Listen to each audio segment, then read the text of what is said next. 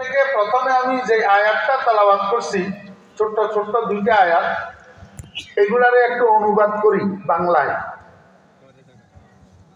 আল্লাহ সুবহানাহু ওয়া তাআলা বলেন, হে আমার বন্ধু মুহাম্মদুর রাসূলুল্লাহ সাল্লাল্লাহু আলাইহি ওয়াসাল্লাম, আপনি ওই সময়টাকে স্মরণ করুন যখন ইউসুফ তখনও পর্যন্ত নবী হয় নাই, বয়স মাত্র 7 বছর। যখন ইউসুফ তার আব্বাকে বলল, হে আমার শ্রদ্ধেয় বাবাজান, আমি গত রাত্রে স্বপ্নের মধ্যে দেখেছি 11টা তারকা, সেই সাথে সূর্য এবং চন্দ্র, এরা 13 জন একসাথে আমাকে সিজদা করতেছে। আমাকে কি করতেছে? সিজদা করতেছে। ইয ক্বালা ইউসুফু লিআবিহি ইয়া আবাতি ইন্নী রাআইতু আহাদা আশারা কাওকাবান ওয়াশ-শামসা ওয়াল কমর রাআইতুহুম লি সাজিদিন। হযরত ইউসুফ আলাইহিস সালামের আব্বা আল্লাহর নবী হযরতে ইয়াকুব আলাইহিস সালাতু ওয়াস সালাম বললেন, ক্বালা ইয়া বুনাইয়া, হে আমার আদরের সন্তান ইউসুফ, লা তাকসুস রুবিয়াকা আলা ইখওয়াতিকা, তুমি তোমার এই স্বপ্নটা তোমার ভাইদের নিকট বর্ণনা করিও না। ফায়াকিদু লাকা কাইদা,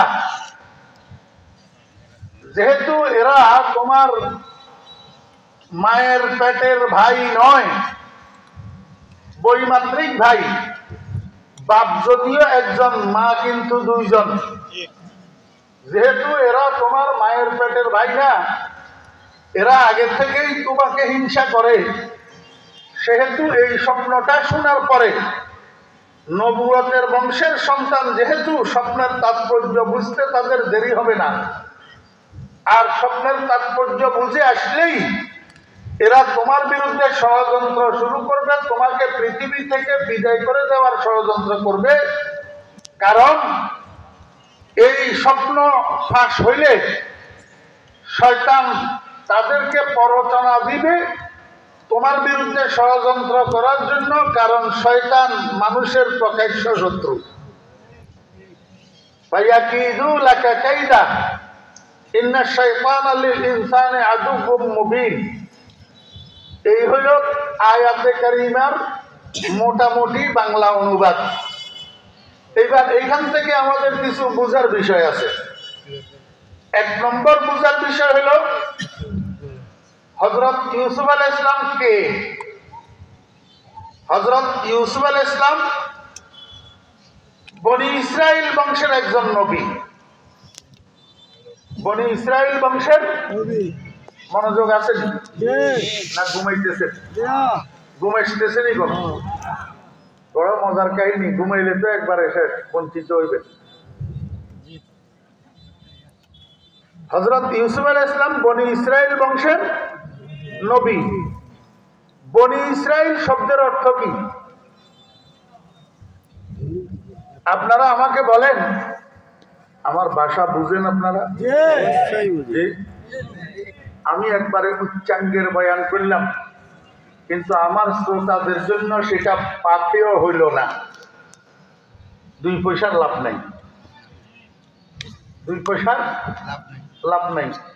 কোরআন হাদিস আমি আপনাদের সামনে ডালি দিলাম, আপনারা কিছু মুখস্থ রাখতে পারলেন না, যাওয়ার সময় এখান থেকে কিছু নিয়ে যাইতে পারলেন না, মাহফিলের ওয়াজ মাহফিলে রইয়া গেল, এই উচ্চাঙ্গীন বয়ানের কোনো মূল্য নাই।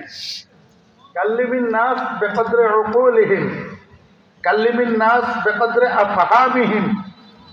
আমার সামনের শ্রোতারা কোন পর্যায়ের, আমার আলোচনা সেই পর্যায়ের হইতে হবে। কথা বুঝছেন না বুঝেন না? আমার বাড়ি ফেনী, আমি নোয়াখালীর মানুষ, ডিসপ্লের ভিতরে নোয়াখালীর ভাষা, আর আপনাদের এটা কিশোরগঞ্জ ময়মনসিংহের অংশ, আপনাদের ডিসপ্লের মধ্যে ময়মনসিংহের ভাষা। তো ভাষাগত ব্যবধানের কারণে আপনারা আমার কথা বুঝতেছেন কিনা আমার খালি সংশয় হয়। বুঝা যায়?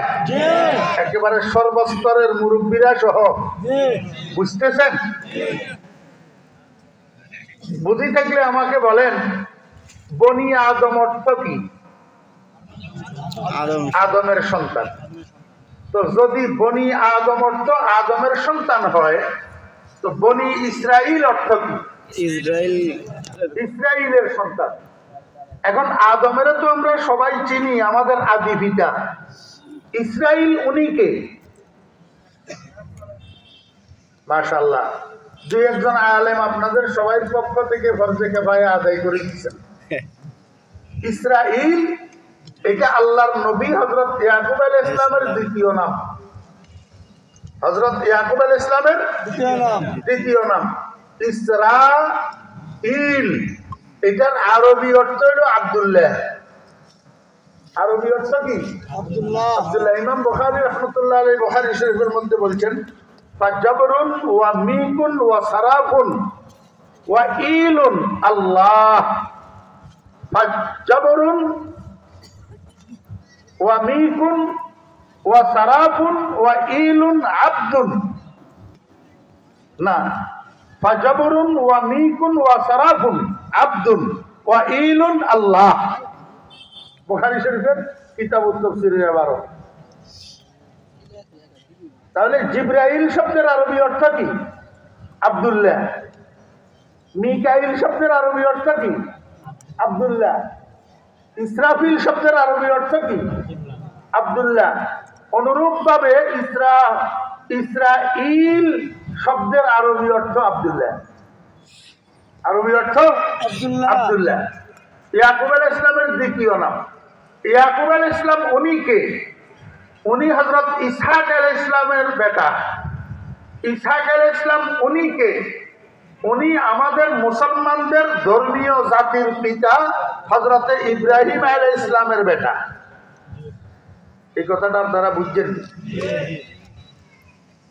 তাহলে ইয়াকুব আলাইহিস সালাম ইব্রাহিম আলাইহিস সালামের কি হইল? কথা কয় না।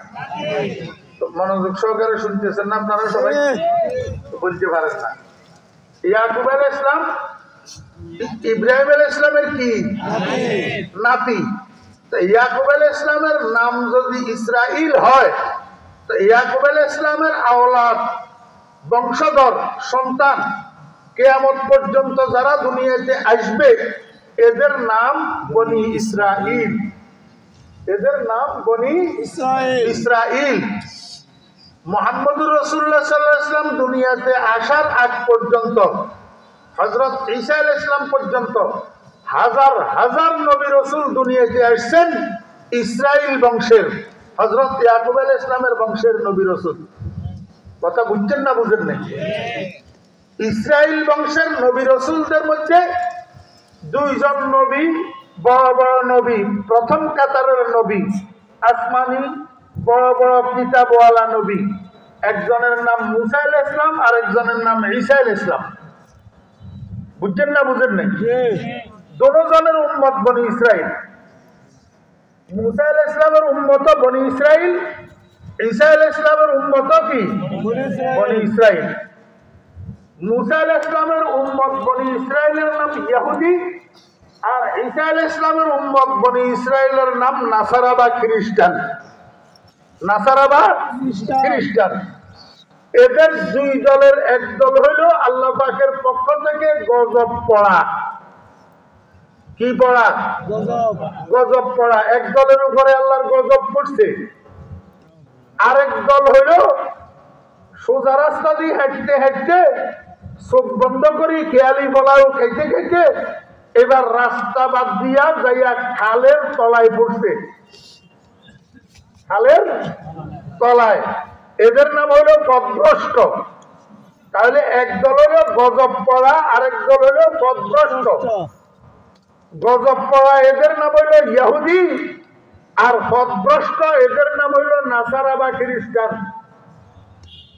যাদের থেকে বাঁচার জন্য আপনারা নামাজের প্রত্যেক রাকাতে আল্লাহর কাছে দোয়া করেন, ইহদিনাস সিরাতাল মুস্তাকিম, আয় আল্লাহ আপনি আমাদেরকে জান্নাতের সোজা পথের পথিক বানান, জান্নাতের পথ সিরাত মুস্তাকিমের উপরে আমাদেরকে চালান।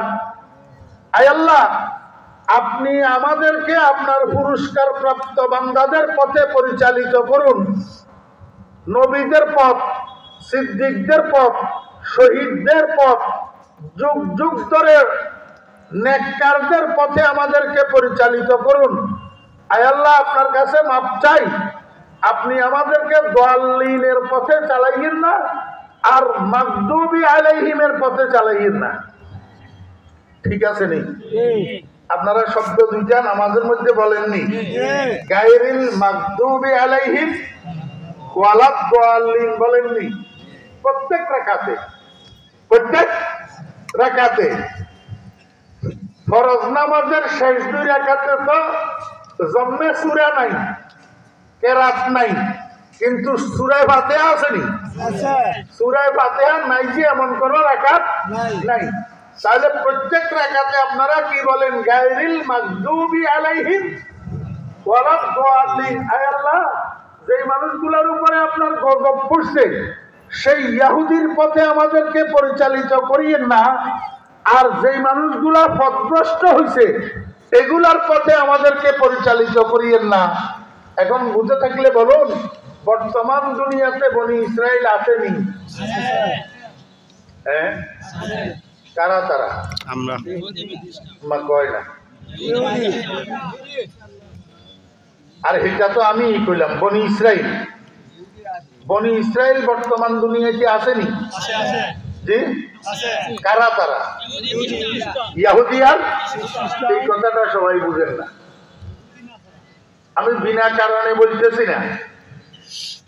বর্তমান দুনিয়াতে বনি ইসরাইল আসেনি? আল্লাহ পাক কোরআন শরীফের মধ্যে সূরা এটা একটা নাযিল করেছেন, সূরাতু বনি ইসরাইল। আসেনি? সূরাতুল বাকারার মধ্যে সূরাতুল বাকারাকে বাকারা করে নাম রাখা হয়েছে যে বনি ইসরাইলের একটা গরুর ঘটনা উদ্দেশ্য করে। ওই গরুর ঘটনাও বনি ইসরাইলের ঘটনা। এত জায়গায় আল্লাহ পাক বনি ইসরাইলের আলোচনা কোরআন শরীফের মধ্যে কেন করলেন? উম্মতে মুহাম্মদিয়াকে সাবধান করার জন্য। হে আমার বন্ধুর উম্মতেরা, এই বনি ইসরাইল তথা ইহুদি আর খ্রিস্টান, বিশেষ করে ইহুদি, এদের মতো জঘন্য মানুষ পৃথিবীতে আর নাই। কারণ এরা মিথ্যা কথা বলার উস্তাদ, এরা মানুষ মারার উস্তাদ, এরা ষড়যন্ত্র করার উস্তাদ, এরা দিনকে দিন রাতকে রাত মানুষ মারি সেই দায় দায়িত্ব অন্যের গায়ে চাপাইয়া দেওয়ার উস্তাদ, বিশেষ করে মুসলমানের কাঁধে চাপাইয়া দেওয়ার উস্তাদ, আরো বিশেষ করে আলেমদের কাঁধে চাপাইয়া দেওয়ার উস্তাদ। তাদের নাম ইহুদি। তাদের নাম ইহুদি।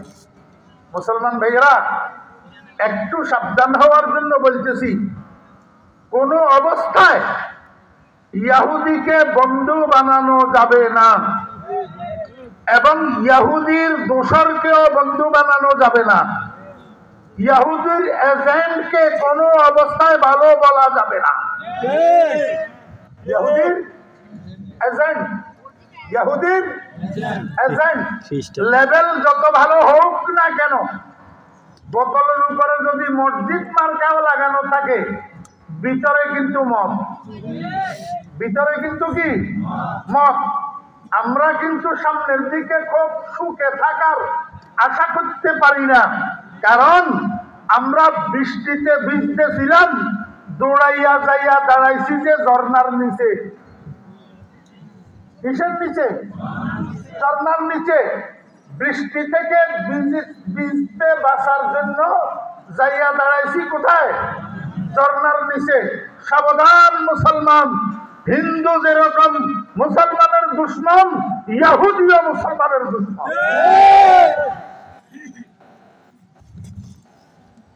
আল আকিলু তাকফিহিল ইশারা, আকলমন্দেরা ইশারা কাফি বাত। আকলমন্দেরা ইশারা কাফি বাসর। ইহুদি বড় জঘন্য জাতি, ইহুদি বড় জঘন্য জাতি। এখন বিস্তারিত বলার আজকে সময় নেই। হযরত ইয়াকুব আলাইহিস সালামের বংশধরদের নাম বনি ইসরাইল। এই বনি ইসরাইল বর্তমানে আছে না নাই? কারা তারা? ইহুদি আর খ্রিস্টান। তো হযরত ইউসুফ আলাইহিস সালাম বনি ইসরাইল বংশের প্রথম নবী। বনি ইসরাইল বংশের প্রথম নবী। এখনো পর্যন্ত হয় নাই, আরো পরে যাইয়া হইছে। এখন ইউসুফ আলাইহিস সালাম স্বপ্নে দেখলেন 11টা তারকা আর সূর্য আর চন্দ্র 13 জন একসাথে উনাকে সেজদা করতেছে। 11টা তারকা হইল ইউসুফ আলাইহিস সালামের 11 জন ভাই। 11 জন ভাই। ইউসুফ আলাইহিস সালাম সহ মোট 12 ভাই। 10 ভাই ইয়াকুব আলাইহিস সালামের আগের সংসারের, আর 2 ভাই ইয়াকুব আলাইহিস সালামের পরের সংসারের। আগের সংসারের 10 জন, পরের সংসারের ইউসুফ আলাইহিস সালামের ছোট ভাই বিনিয়ামিন সহ 11 জন। এই হলো 11টা তারা। আর সূর্য হইল আব্বা, চন্দ্র হইল আম্মা। এই 13 জনে ইউসুফ আলাইহিস সালামের কি করতেছে? সেজদা করতেছে। তাহলে তো বোঝা যায় গায়রুল্লাহরে সেজদা করা যায়।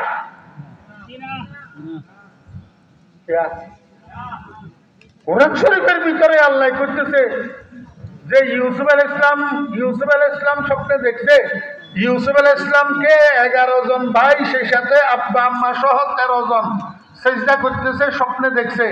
আমাকে বলুন, ইউসুফ আলাইহিস সালামের এই স্বপ্নটা রুইয়ায়ে রহমানি না রুইয়ায়ে শয়তানি? রুইয়ায়ে রহমানি। তো রুইয়ায়ে রহমানি পরবর্তীতে বাস্তবায়িত হয়েছে না হয় নাই? 13 জন একসাথে ইউসুফ আলাইহিস সালামের সেজদা করছে না করে নাই? তো যদি ইউসুফ আলাইহিস সালামকে 13 জনে সেজদা করা জায়েজ হয়, তাহলে এখন কেন মাজারে সেজদা করা যাবে না, জিন্দা পীরের কদমে সেজদা করা যাবে না? কথা আগাগোড়া বুঝতে হবে, অবশ্যই শুরু থেকে শেষ পর্যন্ত শুনতে হবে। না হইলে মাঝখানে কতর কাট করি এইবার ফরিদুদ্দিনের ফতোয়া দিয়া দিবেন ফরিদুদ্দিন বেদাত। কথা আগাগোড়ায় কি বুঝতে হবে? বুঝতে হবে, আগাগোড়ায় বুঝতে হবে। আসলে কি গায়রুল্লাহকে সেজদা করা জায়েজ আছে? না। তাহলে ইউসুফ আলাইহিস সালামকে যে 13 জনে সেজদা করলো, সেটা কেমনে জায়েজ হলো? শোনেন, প্রত্যেকটা শব্দের বাংলা শব্দ বলেন, ইংরেজি শব্দ বলেন, আরবি শব্দ বলেন, প্রত্যেকটা শব্দের দুইটা অর্থ থাকে। কয়টা অর্থ? দুইটা। একটা আবিধানিক অর্থ, যেটা অভিধানের মধ্যে লেখা থাকে, আর একটা পারিভাষিক অর্থ, যেটা মানুষের পরিভাষার মধ্যে প্রচলিত হয়। একটা আবিধানিক অর্থ আর একটা পারিভাষিক অর্থ। সেজদা শব্দের আবিধানিক অর্থ হলো সারজুকানা। সেজদা শব্দের আবিধানিক অর্থ কি? সারজুকানা। কেউ সারজুকানা বরাহে তাজিম, বরাহে তাজিম, কাউকে শ্রদ্ধা জানানোর জন্য, কুর্নিশ করার জন্য মাথাকে নিচের দিকে অবনত করা, এইটাও সেজদা। এটাও কি? সেজদা। আর ইসলামের পরিভাষায় সেজদা বলা হয় ওয়াজউল জাবহাতে আলাল আরদ, ওয়াজউল জাবহাতে আলাল আরদ লিইতিমার আমরিল্লাহ সুবহানাহু ওয়া তাআলা রিযান লাহু। ইসলামী শরীয়তের পরিভাষায় সেজদা বলা হয় এই কপালটাকে জমিনের উপরে রাখা, আল্লাহ পাকের হুকুম পালনার্থে, আল্লাহ পাকের সন্তুষ্টি অর্জনের জন্য। ঠিক আছে না নাই? আমার ভাইয়েরা, দোস্ত আহবাব, নামাজের দাম এত বাড়া বাড়ছে কেন জানেন? নামাজের দাম এত বাড়া বাড়ছে সেজদার কারণে। নামাজের দাম এত বাড়ছে কেন? সেজদার কারণে। নামাজের মুখ্য অংশ হলো সেজদা। যে একটা কথা কেউ বলে হাদিস, আসলে হাদিস না, মাকুলা। as-salatu mi'rajul mu'minin, নামাজ ইমানদারের জন্য মেরাজ। ইমানদারের জন্য কি মেরাজ। যদিও হাদিস না হয়, কিন্তু কথাটা অনেক অংশে বাস্তব, অনেক অংশে কি বাস্তব। নামাজ ইমানদারের জন্য মেরাজ, অর্থ নামাজের মধ্যে ইমানদারের সাথে আল্লাহর সাথে সাক্ষাৎ হয়। নামাজের মধ্যে আল্লাহর সাথে ইমানদারের সাথে কি হয়? সাক্ষাৎ হয়। বুঝে থাকলে বলুন, এই সাক্ষাৎটা, এই দিদারটা মানুষ যে পায় নামাজের মধ্যে, কোন রকমের মধ্যে পায়? माल दौलत की हवस दिल से निकाल, दिल को पर अनवार कर ऐ जुल जलाल, दिल हो आए ना तेरी दीदार का, सर झुका कर देख लो तेरा जमाल। আমাদের দাদা পীর ফটিয়ার হযরত মুফতি আজিজুল হক সাহেব রহমাতুল্লাহি আলাইহি ভোর রাত্রে উঠে তাহাজ্জুদের নামাজের পরে আল্লাহর দরবারে মুনাজাত করে কাঁদেন, হে আল্লাহ, আমার দিলের থেকে দুনিয়ার মাল দৌলতের মহব্বত বাহির করে দাও। দুনিয়ার মাল দৌলতের মহব্বতে মানুষের দিলকে অন্ধকারাচ্ছন্ন করে দেয়। কি করে দে? অন্ধকার। মাল দৌলত কি হওয়াস দিল সে নিকাল, দিল কো পর আনোয়ার কর আয় জুল জালাল। আয় আল্লাহ, আমার দিলটাকে, আমার কলবটাকে তুমি সম্পূর্ণ রূপে আলোকিত করে দাও। দিল হো আয় না তেরি দিদার কা, আয় আল্লাহ, আমার দিলটাকে তোমার দিদারের জন্য, তোমার দর্শনের জন্য তুমি আয়না বানাইয়া দাও। আয়না সর ঝুকা কর দেখে লো তেরা জামাল। আয় আল্লাহ, আমার দিলটা যদি স্বচ্ছ আয়নার মতো হইয়া যায়, আমি যখন নামাজের মধ্যে দাঁড়াবো, আমি যখন সেজদায় যাব, এই সেজদার মধ্যে যাইয়া আমি তোমার অপরূপ সৌন্দর্যটা অবলোকন করতে পারবো। সর ঝুকা কর দেখে লো তেরা জামাল। ও ভাই, এখন তো আমাদের সেজদা ঠিক হইতেছে না, আমাদের সেজদা সুন্দর হইতেছে না, আমাদের সেজদা একাগ্রতার সাথে হইতেছে না, মনোযোগের সাথে হইতেছে না, আমাদের সেজদার ভিতরে খুশু থাকে না, আমাদের সেজদা কন্টিনিউ হয় না। এই জন্য সেজদার যে উপকারিতা সেটা আমরা ভোগ করতে পারি না। अल्लाह अल्लाह क्या मजा है मस्जिद में जा जाके देख, अल्लाह अल्लाह क्या मजा है मस्जिद में जा जाके देख, सर झुकाने में क्या मजा है सजदे में जा जाके देख। অথচ মুসলমান ভাইরা সেজদার মতো সেজদা করি দেখেন না, তারপরে সেজদার মধ্যে কি মজা বুঝে আসবে? তাহলে সেজদা শব্দের কয় অর্থ হইল? দুই অর্থ, একটা আবিধানিক আর একটা পারিভাষিক। এখন আমরা যে জিন্দা পীরের কদমে সেজদা করি আর মুর্দা পীরের কবরে সেজদা করি, কপাল কোথায় রাখি? মাটিতে। কপাল কোথায় রাখি? মাটিতে। তাহলে আমরা যে সেজদা গায়রুল্লাহকে করি, এটা পারিভাষিক অর্থের সেজদা, যেটা শরীয়তের সেজদা। আর ইউসুফ আলাইহিস ইসলামের ভাইয়েরা, ইউসুফ আলাইহিস ইসলামের আব্বা আম্মা ইউসুফ আলাইহিস ইসলামকে যে সেজদা করছিলেন, সেটা আবিধানিক অর্থের সেজদা, কপাল মাটিতে লাগানোর সেজদা নয়, মস্তক অবনত করি কুর্নিশ করার সেজদা। তাহলে দুটা সেজদা কি এক হইল? তাহলে ওই সেজদার দ্বারা আপনি কবরে সেজদা দেওয়াকে সাবেত করতে পারবেন? ওই সেজদার দ্বারা আপনি জিন্দা পীরের কদমে সেজদা দেওয়া সাবেত করতে পারবেন? নাউযুবিল্লাহি মিন যালিক। এটার নাম শিরক। এটার নাম কি? শিরক। কথা শেষ। হযরত ইউসুফ আলাইহিস সালামের আব্বা এই স্বপ্ন শোনার পরে ইউসুফ আলাইহিস সালামকে নিষেধ করে দিলেন, বাবা, এই স্বপ্নটা তোমার ভাইদের কাছে কইও না, তোমার ভাইদের কাছে কইও না। কেন? ইয়াকুব আলাইহিস সালাম আব্বা, তো ইয়াকুব আলাইহিস সালাম কি আব্বা। জন্ম দেওয়া সন্তানদেরকে বাপের চেয়ে বেশি চিনে কে? মা।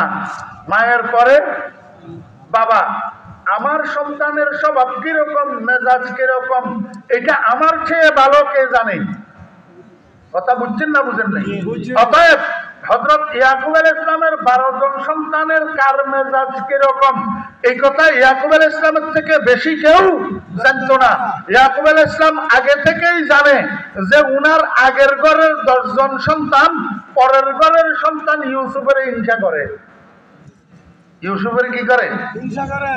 আমার বেহরা দোস্ত আহবাব, এখন আমাদের জানার বিষয় হইল হযরত ইউসুফ আলাইহিস সালামকে ওনার ভাইয়েরা হিংসা করে কেন? মুফাসসিরিনে কেরাম রাহিমাহুল্লাহ লিখেন, ইউসুফ আলাইহিস সালামের ভাইগণ ইউসুফ আলাইহিস সালামকে দুই কারণে হিংসা করে। এক নম্বর কারণ হলো হযরত ইয়াকুব আলাইহিস সালাম ওনার 12 জন সন্তানের মধ্যে সবচেয়ে বেশি মহব্বত করে ইউসুফকে। বেশি মহব্বত করে কাকে? ইউসুফকে। কারণ হযরত ইয়াকুব আলাইহিস সালাম যেহেতু নবী, উনি ওহীর মাধ্যমে জানতেন ওনার বংশ থেকে হাজার হাজার নবী রাসূল বাইর হবে, আর এদের সবাই গোড়া হবে ইউসুফ। এই 12 জন সন্তানের মধ্যে নবুয়ত জারি হবে একমাত্র ইউসুফের মাধ্যমে, একমাত্র নবী হবেন ইউসুফ। এই কথাটা জানা থাকার কারণে ইয়াকুব আলাইহিস সালাম অন্য সন্তানদের থেকে ইউসুফ আলাইহিস সালামকে বেশি ভালোবাসতেন। আর আব্বার এই অধিক ভালোবাসা ইউসুফ আলাইহিস সালামের জন্য কাল হইয়া দাঁড়াইছে। এই বেশি ভালোবাসাটা ভাইয়েরা মান নিতে পারে না, এই জন্য ইউসুফ আলাইহিস সালামকে হিংসা করে। এক নম্বর। দুই নম্বর, হযরত ইউসুফ আলাইহিস সালামকে আল্লাহ পাক একটা অতুলনীয় অবর্ণনীয় রূপ দান করছিলেন, সৌন্দর্য দান করছিলেন। সেটার পরিমাণ কত? আকাই নামদার তাজদারে মদিনা জনাবে মুহাম্মদুর রাসূলুল্লাহ